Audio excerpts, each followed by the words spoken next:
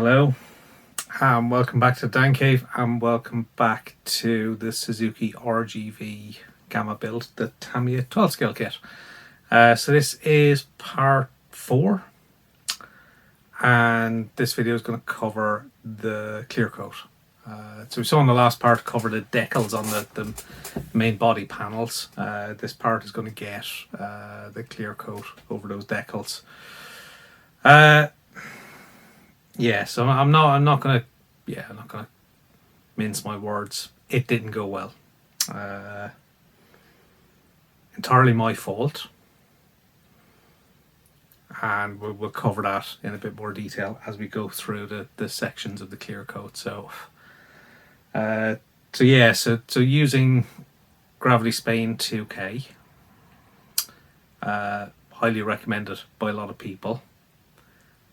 It's a thinner 2K compared to the Pro range I've been using for a while. So for some reason my approach didn't quite work, and that's got a lot of knock-on problems on the clear coat. So it didn't work out well. But watch the video, you'll see exactly what happened. You'll see what I've attempted to do about it to at least put it to a position where I think it's okay. But we'll come back at the end and we'll have a chat about what I actually think about it. So don't switch off yet. Have a look and see how it went. See what went right. Maybe what didn't go right. But yeah, so sit back. Hopefully enjoy the video. If you do enjoy it, please give a thumbs up. If you've not already subscribed, please drop a subscribe. And feel free to leave a comment if you want. And will come back to me at the end for a bit of a sum up. So sit back and enjoy, and thanks for watching. So as I said in the intro, it's all about clear coat today, and Gravity 2K is the clear coat of choice for this build. So first step, I need to get all these parts mounted. So they're all mounted on suitable sticks, clips, etc. Next step is then to mix the 2K. So I'm using Gravity Spain, which is a 3-1-1. So that's so I'm mixing up 6 ml of clear, 2 of activator, 2 of additive. Give me a total of 10 ml, which is plenty for this motorbike. Now it's all mixed up. I'm gloved up for protection. I'm going to use the H&S Infinity with the 0.4 millimeter needle set. So as I mentioned in the intro, this wasn't my best effort 2K, probably because I switched to a new product. It's not gone as well as I wanted. So as with pretty much all 2Ks, the first coat is a Tack Coat. And what I think has kind of gone wrong is I've not really put enough of a Tack Coat down. It's not allowed the subsequent layers to adhere and self-level properly. I mean, as you can see in the video, it's quite hard to see material coming out of the airbrush, so I'm not really spraying a huge amount.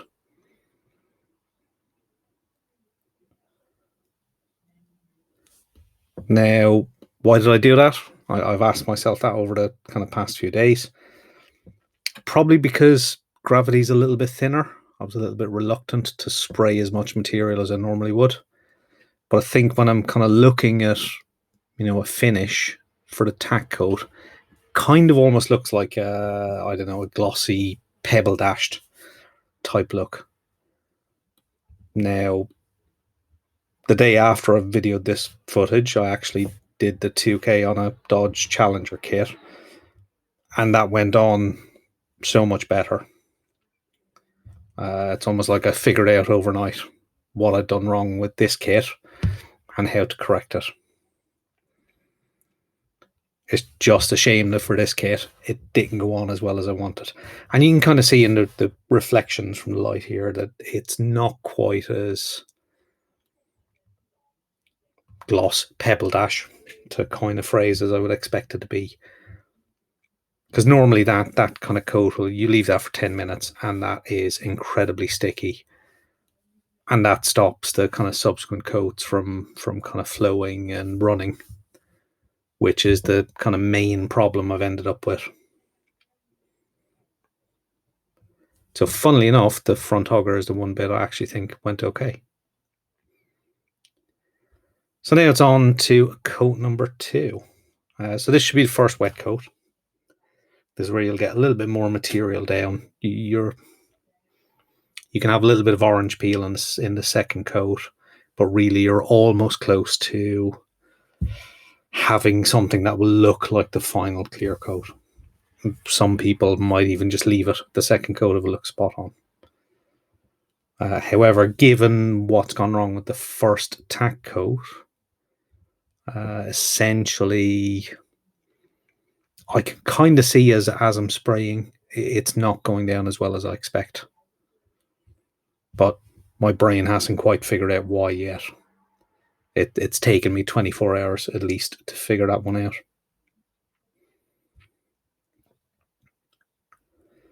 But I'm trying to get it down. I'm trying not to put too much on it because I don't want to get the runs at this stage.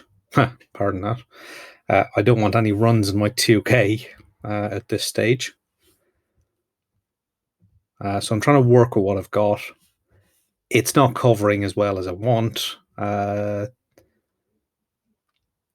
definitely nowhere near as glossy as it needs to be, and it's not self-leveling properly.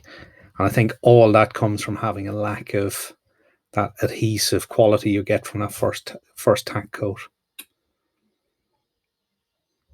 So on the bottom part of the fairing, I actually kind of thought briefly that I was having a reaction with the decals, but it wasn't. That was just the 2K not self-leveling properly and not sitting properly on the surface. And I think that becomes probably a little bit more evident on this part, on the fuel tank, because I'm kind of looking at it going, that's not quite what I wanted to see. Is that the decal it's reacting to? Obviously, my response to that is put more 2K down, which does improve it a bit, but it's still not as glossy as I expected. So that second coat is just not self-leveling properly.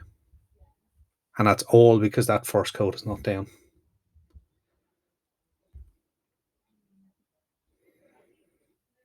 And then the one part that it did seem to have a good kind of base coat or good tack coat was on the hugger. And that second coat has gone down pretty much spot on this part. So another 10-minute break, let it cure for a bit, and it's on to the final coat. Now, because it's nowhere near as glossy as I wanted from the second coat, I'm aiming to get a gloss finish. So to get that, I've ended up having to put quite a lot of material down. In fact, I've pretty much hosed it on in a few places. You can see the airbrush is probably a little bit too close. I'm having to pull back on the trigger a little bit too far. I'm trying to get a lot of material down to get that gloss finish and to get it to flow and to get it to level. Now, the consequence of getting it to flow and getting it to level by hosing it on like that and without that kind of foundation layers that give it the tackiness is you get runs. The 2K will run, it will bead.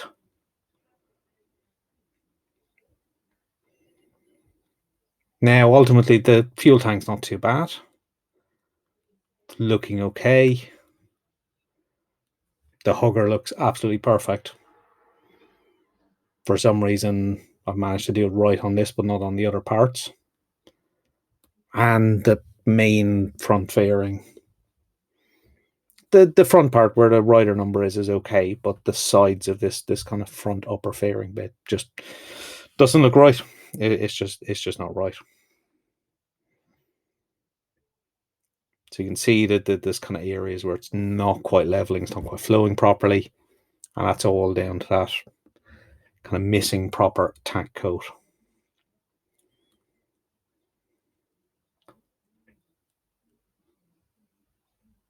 So 2K is a wonderful product. If you use it properly, it's easy to use. I've not used it properly. Hence, it's come out with a pretty bad result. So, with all the runs I had, I left it a cure for 7 days. Some of them were quite big beads, quite big runs. So really needed a long time to cure. And you can see how big that kind of blob is on that side of the rear cowl. Now, I did already attempt to fix the other side. It's improved. It's not perfect. Unfortunately, that's come with a consequence of a couple of burn throughs.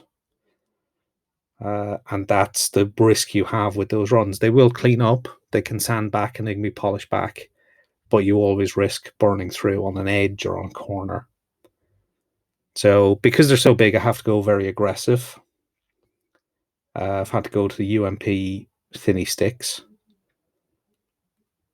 and progressively work through those sanders to basically use the 240, I think it is, 220, to knock back that massive lump of clear coat. Then work my way up through the sanding sticks, begin to smooth off that top coat, and then work my way up to the buffer.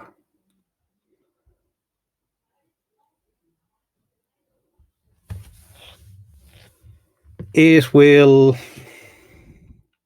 it's never going to look perfect with that amount of kind of material, but I'm hoping to get it to good enough. It's a disappointing outcome considering, the next day the Challenger 2K came out perfectly. Once those, I suppose, major lumps of 2K have been knocked back considerably, it's time to get on to the micro mesh. So I've started with 3600 because that surface on those areas is pretty poor, and that'll begin to work that up through the grits with the micro mesh. So 3600, 4000, 6, 8, and finally 12. Now, most of the time with 2K, I'll start with 6. Some dust spots I might go for 4, but generally it's 6, 8, and 12. In this case, there's quite a bit of work required with the 3600, just to try and improve the look of it. The big risk you're trying to weigh up against, particularly with the shape of a motorbike, is there's a lot of corners, a lot of edges, there's a lot of curves. It's very easy to burn through. So while I'm attacking the kind of thicker bits where it's beaded and run, you do risk at the edges of that, you might go through the clear coat down to the base coat. And as I said earlier, there is already a couple of spots where I've burned through. But, I'll persevere this time. I've got plenty of other kits in the stash, so there are occasions where, you could decide to completely strip everything. I have most of the decals. I could have completely redone the worst parts.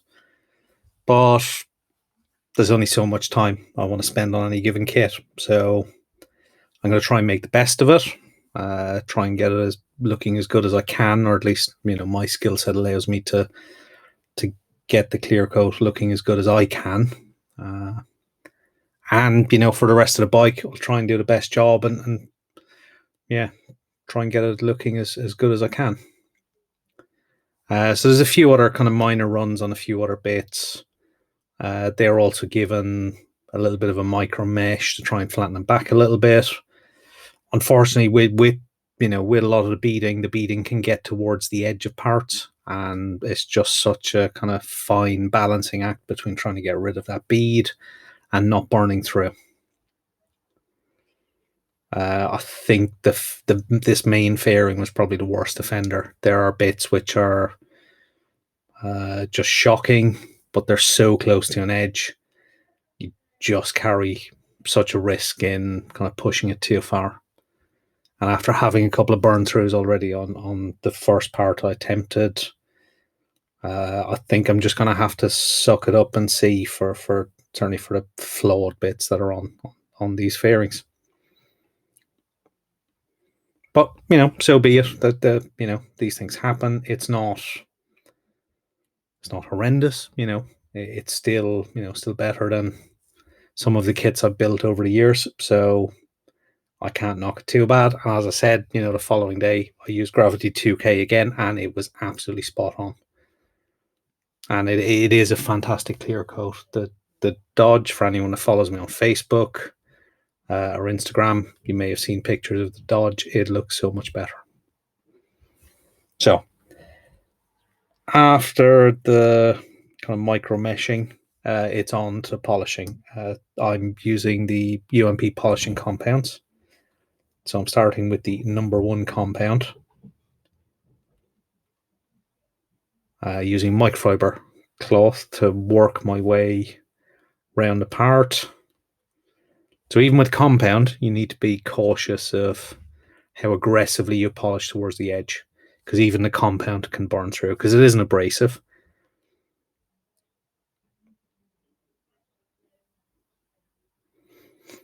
So all these parts are going to get treated in exactly the same way. All of them are going to go with the compound. That will certainly bring back an element of the shine that would have been knocked away by the micro mesh.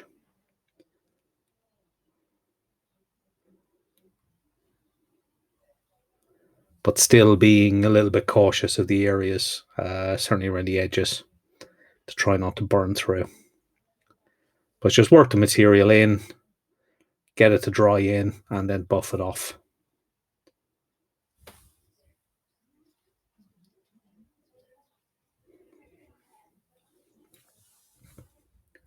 So you can see here, I'm just kind of buffing off any of the dried polish residue.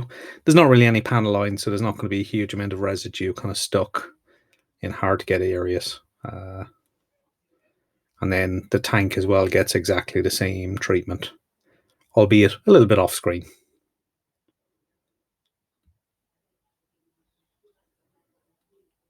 So I think with builds that go wrong, it's very easy to get frustrated. It's very easy to stop, to give up, put the kit away. But I can't do that. I like to get things to the end. So as you can see here, I've now got a slightly more pink microfiber cloth. So this is one I use for the number 2 polish from the UMP polishing system.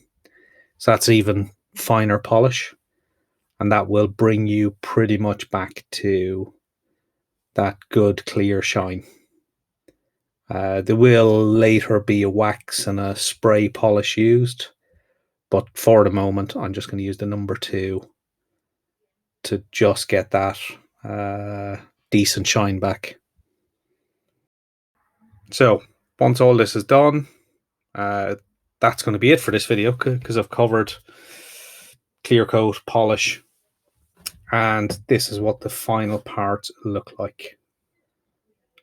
You can see they are good and shiny, but when you inspect them closely, there are still some flaws. You can still see there's a bit of an issue with the clear, and that's where it burned through. Back to me for a summary. So there we go. So you can see the problems I had. Entirely my own doing. As I mentioned in the video, I mean, the following day I clear coated the Dodge Challenger, the Revell Challenger.